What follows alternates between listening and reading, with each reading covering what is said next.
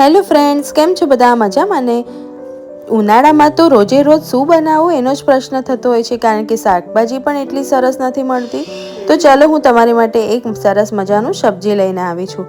પેનની અંદર 4 થી 5 મોટી ચમચી જેટલું તેલ નાખશું, રાઈ નાખશું. રાઈને આ રીતે સરસ રીતે ફૂટવા દેવાની છે. પછી આપણે જીરું નાખવાનું છે. અત્યારે મેં જીરું નથી નાખ્યું. હવે આની અંદર આપણે એક લીલું મરચું, મીઠો લીમડો અને અડધી ડુંગળી નાખીને તરત ઢાંકી દઈશું. હવે મેં ઢાંક્યું કેમ છે એનો પ્રશ્ન તમને થતો હશે.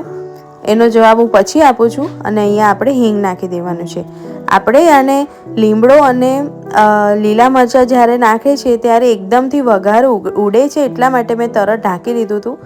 એના માટેથી થઈને જો ઢાંકીએ તો આપણે આજુબાજુની દિવાલો ગંદી નથી થતી અને ગેસની ઉપર પણ વધારે છાંટા નથી પડતા, જેનું ખાસ ધ્યાન રાખવું. જ્યારે પણ વઘાર કરો ત્યારે 1 થી 2 સેકન્ડ માટે જ્યારે નાખીએ ને તરત જ ઢાંકી દેવાનું, એટલે આજુબાજુ વઘાર પણ પડે નહીં અને બધું ગંદુ પણ વધારે ના થાય, તો સાફ કરવામાં ઓછી મહેનત પડે. તો આ રીતે ડુંગળી સતળાઈ જાય થોડી ઘણી, ત્યારે પછી આપણે હળદર, લાલ મરચું અને ધાણા જીરું પાવડર નાખશું. ધાણા જીરું પાવડર આપણે અડધી ચમચી લેવાનું છે, અડધી ચમચી મરચું અને થોડીક એવી હળદર નાખવાની છે. અહીંયા આપણે ધ્યાન રાખવાનું છે કે કાશ્મીરી લાલ મરચું વાપરો તો વધારે સારું, કારણ કે આપણે ઓલરેડી લીલા મરચાં વાપરેલા છે.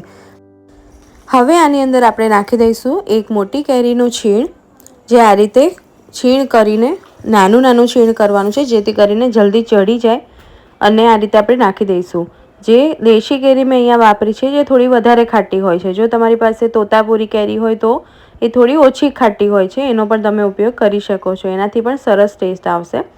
હવે આ રીતે બધું મિક્સ કરી દેવાનું છે અને થોડુંક મીઠું, અડધી ચમચી જેટલું, અને ગોળ નાખવાનું છે. અહીંયા હું વિડીયો ઉતારવાનું ભૂલી ગઈ છું, એટલે તમને નહીં ખબર પડે, પણ મેં અહીંયા ગોળનો પણ ઉપયોગ કરેલો છે.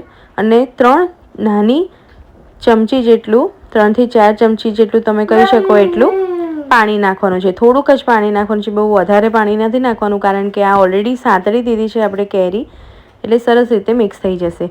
અને પિંચ ઓફ તમારે એકદમ ચપટી જેટલો ગરમ મસાલો નાખવાનો છે. બહુ વધારે નથી નાખવાનો, બહુ વધારે ફ્લેવર નથી જોઈતી.